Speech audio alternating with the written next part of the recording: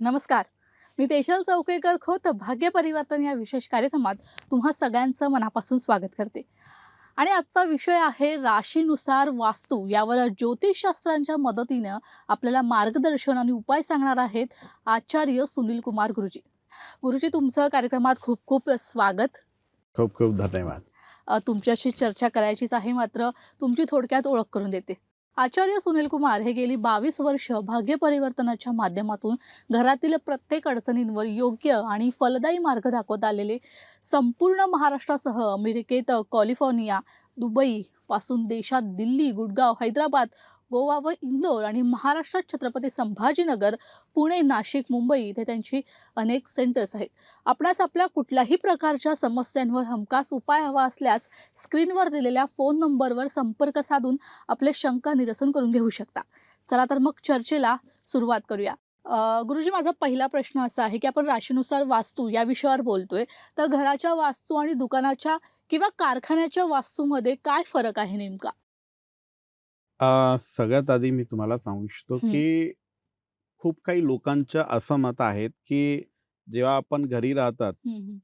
तर घरच्या वास्तू चांगला पाहिजे. हो. खूप काही लोकांना हे माहीत नाही आहे, की जेवढा फरक आपल्याला जे घरच्या वास्तू हं, आहे, हं. त्याच्यामध्ये जेवढा फरक पडतो, तेवढा फरक तुम्हाला कमर्शियल वास्तूमध्ये पण पडतोय. अच्छा. म्हणजे फक्त असं नाही आहे, की तुम्ही घरी राहिल्यावर तुम्हाला फक्त वास्तूवर लक्ष द्यायचं.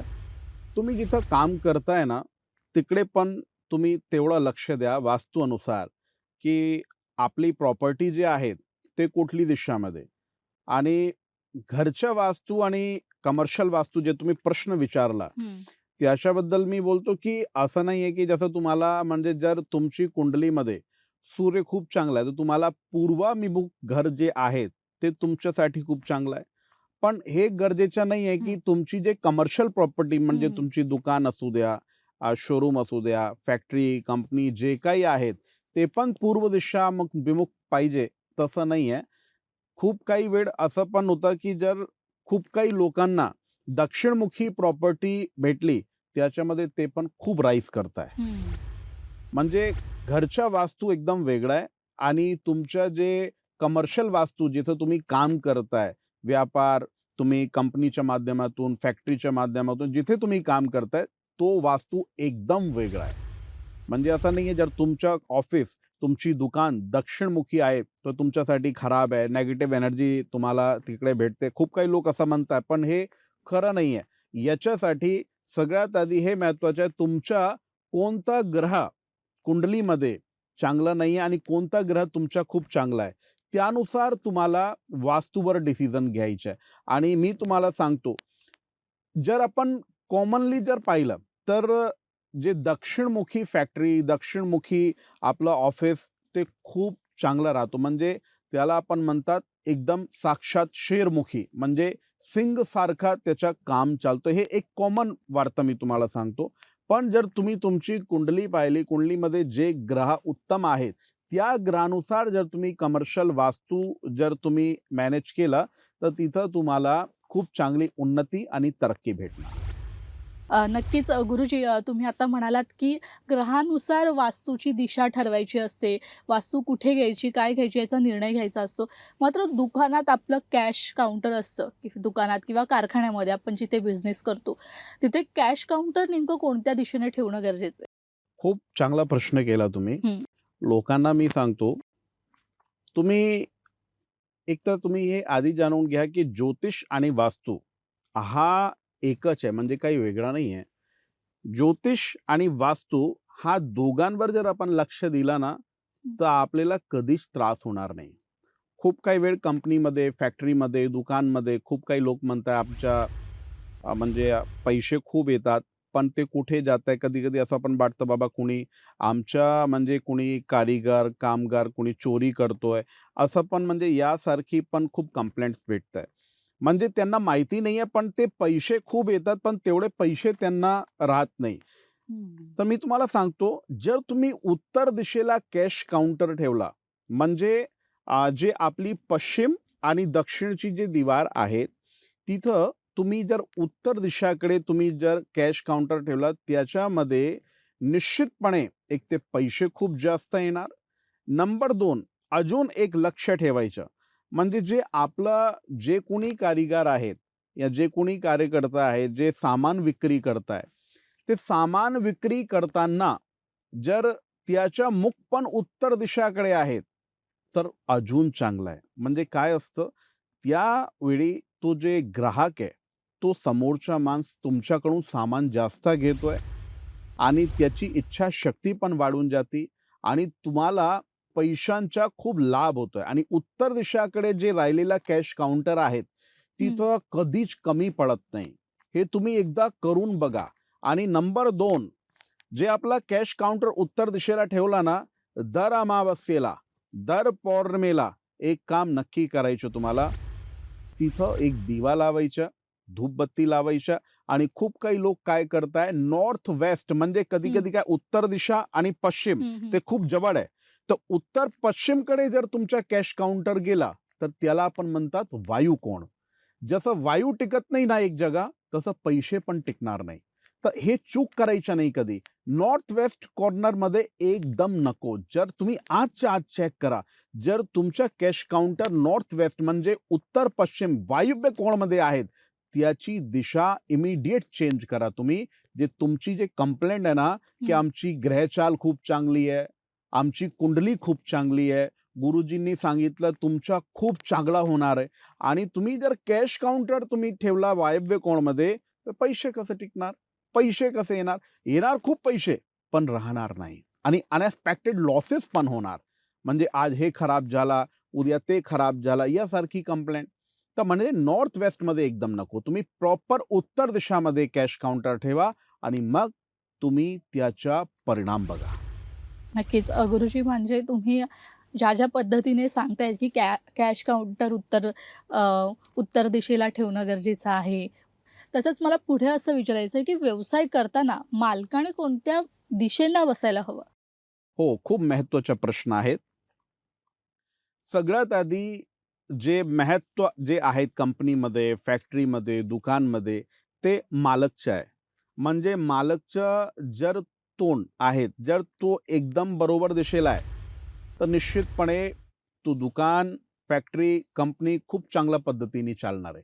कसं काय त्याच्या भाग्य त्याच्यासोबत जोडलेलं आहे. तर तुम्ही पूर्व दिशाकडे आणि उत्तर दिशाकडे तुमच्यासाठी फक्त 2च दिशा आहे. पूर्व आणि उत्तर. हं. आणि खूप काही वेळ काय असतं, की जे आपला केबिन आहे, तर केबिनमध्ये कधी-कधी म्हणजे जे टेबल्स वगैरे आहेत, ते आपण उत्तर दिशेने प्रॉपर आपण ठेवू शकत नाही. जागा कमी आहे, खूप छोटं स्थान आहे. तर तुम्ही काय करा, टेबल तुम्ही कुठलीही दिशामध्ये राहू द्या, पण तुमच्या जे मुख आहे, ते जर तुम्ही उत्तर दिशेला केला, उत्तर दिशा म्हणजे सर्वोपरी. हं. फर्स्ट तुम्ही जे प्रायोरिटी द्या, ते उत्तर दिशेला. आणि जर उत्तर दिशेला जर शक्य नसेल, तर तुम्ही पूर्व दिशेकडे तुम्ही तोंड करा. मग तुम्ही जर कोणतेही डिसिजन घेतले, चेक साइन केले किंवा काही तुम्ही कंपनीसाठी, दुकानसाठी जे काही डिसिजन घेतला, ते निश्चितपणे तुमच्या फेवरमध्ये राहणार. आणि कधी-कधी जर विपरीत दिशामध्ये आपण बसलेलो आहे, तर तुम्ही कितीही मेहनत करा. खूप काही लोक म्हणतात, "आम्ही खूप मेहनत करतो. आम्ही सकाळपासून हं. संध्याकाळपर्यंत, रात्रपर्यंत आम्ही काहीच बघत नाही." आणि इतकं काम करताय ते म्हणजे आजारी पण पडून जात. तुम्ही कितीही काम केलं, पण जर व्यवस्थित दिशेने तुम्ही काम केला नाही ना, तर तुमची दशा कधीच बदलणार नाही. म्हणून दिशाच्या खूप महत्त्व आहेत. परत मी सांगतो, जेवढी जन्मपत्रिका म्हणजे तुमची कुंडलीचे ग्रह जे आहेत, त्यांचा जे प्रभाव तुमच्यावर पडतो, तेवढा प्रभाव वास्तूच्या पण तुमच्या स्थानवर, तुमची दुकानवर, व्यवसायावर, तुमच्या घर सगळ्याकडे वास्तूचा प्रभाव राहतो. म्हणून तुमची दिशा एकदम बरोबर चूज करा. निश्चितच गुरुजी तुम्ही ही दिलेली माहिती खरंच खूप महत्त्वपूर्ण आहे. कारण ज्योतिषशास्त्रानुसार कोणत्या गोष्टी आपण करायच्या हे आपण ठरवत असतो. फोन आलेला आहे, आपण फोन घेऊया. सुनीता आपल्यासोबत जोडले गेलेले आहेत. सुनीता तुमचं लोकशाही मराठीमध्ये खूप खूप स्वागत. आपला प्रश्न विचारा. ठीक आहे. माझा मुलाचा प्रश्न आहे मॅडम. हां, बोला. हां, माझा मुलगा सर 85 पॉईंटनं कटला यावर्षी 2-3 वर्ष झालं त्याच्या मिलिटरीच्या परीक्षा देते ती असंच होत आहे. तुम्हाला मुलाबद्दल विचारायचं? हां, मुलाबद्दल विचारा. हां, नाव काय त्याचं? त्याचं नाव आदेश आहे. हां. त्याची जन्मतारीख? जन्मतारीख 5/9/2002. ओके.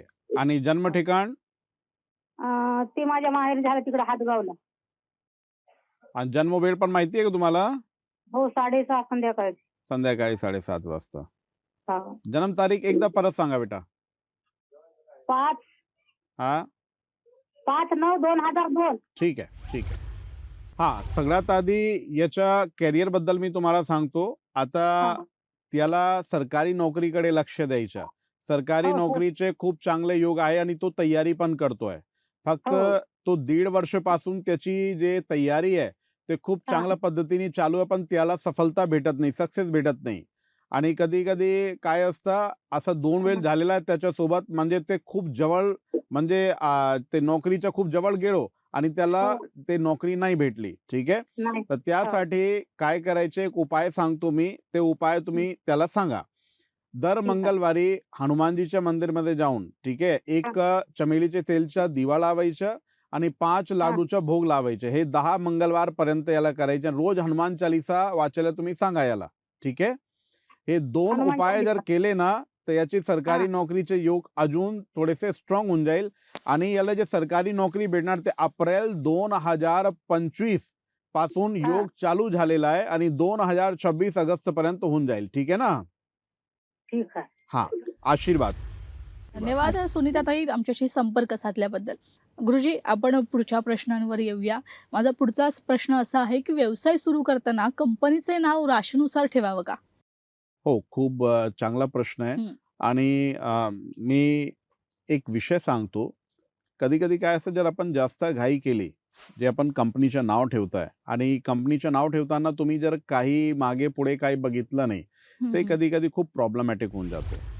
जर तुम्ही राशी अनुसार, म्हणजे कंपनीचं नाव आणि तुमचं नाव, जे प्रोप्रायटरशिपमध्ये तुमचं नाव जे येणार, त्या नाव राशी ते खूप गरजेचं आहे. म्हणजे तुमचं नाव आणि कंपनीच्या नावामध्ये जर राशी मैत्री झाली, तर तुम्हाला कधी त्रास होणार नाही. आणि हं. नंबर 2 अजून एक विषय याच्यामध्ये, कधी-कधी आपण पार्टनरशिप पण करतोय. हं. त्या पार्टनरचं जे नाव राशी, म्हणजे पार्टनरचं जे नाव आहे, त्याची हं. राशी आणि आपली राशी जर त्याच्यामध्ये मित्रता नाही आहे, तो पण प्रॉब्लेमॅटिक आहे. म्हणून खूप लवकर पार्टनरशिप तुटून जाते. आणि तुम्ही जर काही कंपनीचं नाव तुम्ही शत्रू राशीवर तुम्ही जर ठेवला, हं, हं. तर तो कंपनी जास्त चांगल्या पद्धतीने चालत नाही. तर तुम्हाला हे कंपनी असू द्या, तुमची दुकानचं नाव असू द्या, व्यापार कोणताही करा तुम्ही, पण त्याच्यामध्ये जे तुम्ही काही ब्रँड नेम रखताय तुम्ही, त्याचं नाव जे काही तुम्ही ठेवताय ना, त्यासाठी तुम्हाला एकदा हे खूप नक्की, म्हणजे चांगल्या पद्धतीने तुम्ही बघा, की राशी मैत्री खूप गरजेचं आहे. गुरुजी, या विषयावर तर आपण बोलूच, मात्र आपल्याला एक पुढचा फोन आलेला आहे मुंबईवरून ओमकार यांचा. ओमकार, आपलं लोकशाहीमध्ये खूप खूप स्वागत. आपला प्रश्न विचारा. नमस्कार गुरुजी. हां, नमस्कार. मला विचारायचं होतं, माझा मुलगा आहे 3 वर्षाचा. हं. तो चिडचिड भरपूर करतोय. Okay, okay. काय डेट ऑफ बर्थ काय बेटा त्याची? 04 हं. 10 2021. अच्छा, ठीक आहे. आणि जन्मवेळ? जन्मवेळ आहे 9 रात्री ते 8, 9.8. आणि जन्म ठिकाण काय बेटा? आपलं अंधेरी. आणि कधी-कधी तुम्ही लक्ष दिलेलं आहे की तो रात्री घाबरतो पण, म्हणजे कधी-कधी म्हणजे घाबरून हो, जातो हो. तो? हां? हो, घाबरतो तो ठीक आहे, रात्री. ठीक आहे. काय प्रॉब्लेम काय, शनी आणि राहूची दोघांची पीडा याची कुंडलीमध्ये आहेत. तर जर याला नजर खूप लागते बेटा एकतर, ठीक आहे. जर नजर लागली ना, तर तो खूप चिडचिड करणार आणि खूप, म्हणजे त्याचा स्वभाव पण खूप थोडा रागिष्ट होऊन जाणार. आणि नंबर 2, तो रात्री झोपल्यानंतर कधी-कधी तो खूप घाबरणार, ठीक आहे ना, असं तुम्हाला वाटणार. मी तुम्हाला एकच सांगतो, तुम्ही काय करा, एक तर याच्या हाताने, म्हणजे याच्या हात लावून सप्तधान्य दर शनिवारी, जे आपले पंछी राहतात ना, ते पंछींना तुम्ही टाका. म्हणजे कबुतरांना जर तुम्ही दाणं टाका, ठीक आहे. आणि जर त्याच्यामध्ये सप्तधान्य तुम्ही घेतलं, सप्तधान्यामध्ये फक्त तुम्हाला एक लक्ष ठेवायचे, बाजरी निश्चितपणे पाहिजे, ठीक आहे. बाजरी असली, बाकी तुम्ही 6 कोणतेही धान्य घ्या. ते सप्तधान्य याच्या हात लावून तुम्ही ते कबुतरांना टाका. नंबर 2, जेव्हा तो झोपतोय ना, तो झोपताना एक लक्ष ठेवायच्या, रात्री याचे जे पाय आहेत ना, ते पाय धुतले पाहिजे आणि नंतर तुम्ही त्याला झोपायला सांगा, ठीक आहे. हे 2 काम करायचं. आणि नंबर 3, त्याच्या जे इथं आपला आज्ञाचक्र राहतो ना, आज्ञाचक्रावर थोडासा केसरचं चंदन रोज लावायचं. तर हे 3 उपाय केल्यानंतर त्याला कधीच त्रास होणार नाही आणि कधी तो चिडचिड करणार नाही. खूप खूप आशीर्वाद देतात. धन्यवाद ओमकार आमच्याशी संपर्क साधल्याबद्दल. गुरुजी, माझा पुढचा प्रश्न असा आहे की व्यवसायाच्या ठिकाणी वास्तूनुसार इतर कोणत्या गोष्टी लक्षात ठेवल्या पाहिजेत? हो.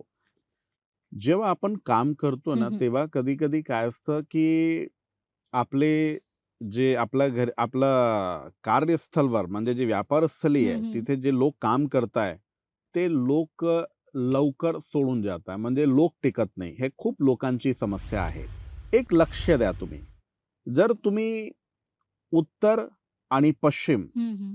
हे दोघांचे जे मेल म्हणजे जे वायुकोणमध्ये जर तुम्ही त्यांच्या स्थान किंवा ते जे पाणी पिताय, ते जे काही खाद्यपदार्थचं सेवन करताय, तर खाताना-पिताना जर त्यांच्या पाणी पण जर तिकडे असेल, तर निश्चितपणे ते जास्त दिवस टिकणार नाही आणि त्यांचं हं. स्थान तर तिकडे एकदम नको. म्हणून या गोष्टींवर लक्ष ठेवा.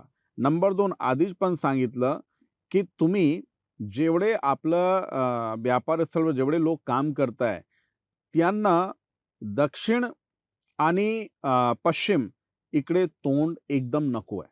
म्हणजे त्यांना काम करताना ते पण उत्तर आणि पूर्वमध्ये जर त्यांनी आपलं मुख केलं ना, त्याच्यामध्ये तुम्हाला निश्चितपणे खूप चांगला रिस्पॉन्स भेटणार. नंबर 3 एक विषयावर नक्की लक्ष ठेवायचं. जे आपला मुख्य द्वार म्हणजे आपला व्यापारस्थळचं जे सुरुवात आहे, ते आपला मुख्य द्वारपासून आपलं सुरुवात होतं. ते मुख्य द्वार जे आहेत म्हणजे जे मेन गेट तुमच्या ऑफिसचं मेन गेट असू द्या, तुमची शॉपचं मेन गेट असू द्या, शोरूमचं असू द्या, ते एकदम मध्यवर्ती पाहिजे. खूप काही लोकांचं जे गेट आहे तो एकदम एक बाजूला राहतो. तो बरोबर नाही आहे. म्हणजे तुम्ही जर मध्यवर्ती जर गेट ठेवला ना, तर तुमची जी बरकत आहे ते दुनी, तिगुनी, चौगुणी होणार. नंबर 3 खूप काही लोकांचं असं मत आहे, की आमचं जे मागचं जे स्थळ आहे, म्हणजे मागचं जे स्थान आहे, हं. ते थोडंसं छोटं आहे आणि जे समोरून जे आपलं स्थळ आहे, ते थोडंसं चौडं आहे. तर जर समोरून तुमचं स्थळ चौडं आहे, तर तुम्हाला बरकत जास्त होणार.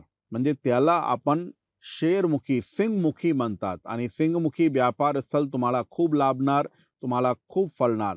तर यासारखी जे म्हणजे वास्तू टिप्स जे आहे, जर तुम्ही थोडासाही तुम्ही या गोष्टींवर लक्ष दिला, तर तुमचा व्यापार चांगल्या पद्धतीने चालणार आहे आणि तुम्हाला काहीच त्रास होणार नाही. निश्चितच गुरुजी, तुम्ही खूप छान मार्गदर्शन आणि खूप छान माहिती दिली. म्हणजे ज्योतिषशास्त्राची माहिती ही प्रेक्षकांना खरंच हवीशी असते आणि तुम्ही खूप छान मार्गदर्शन देखील केलं. तुम्ही इथे आलात, आमच्याशी छान मार्गदर्शन करून प्रेक्षकांना ज्या गोष्टी सांगितल्यात त्या खूपच त्यांच्या उपयोगी पडतील. त्यासाठी खूप खूप धन्यवाद. खूप खूप धन्यवाद आणि लोकांना खूप खूप आशीर्वाद. ओम स्वस्ति न इंद्रवदश्रवाः स्वस्ति नः पूषा विश्ववेदाः स्वस्ति नस्तार्क्ष्यरिष्टनेमिः स्वस्ति नो बृहस्पतिर्दधातु दीर्घमायुः. खूप खूप आशीर्वाद. तर भाग्य परिवर्तन या विशेष कार्यक्रमात वेळ झाली इथेच थांबायची. पुन्हा भेटूया नवीन विषयासहित. तोपर्यंत तुम्ही कुठेही जाऊ नका. पाहत रहा लोकशाही मराठी.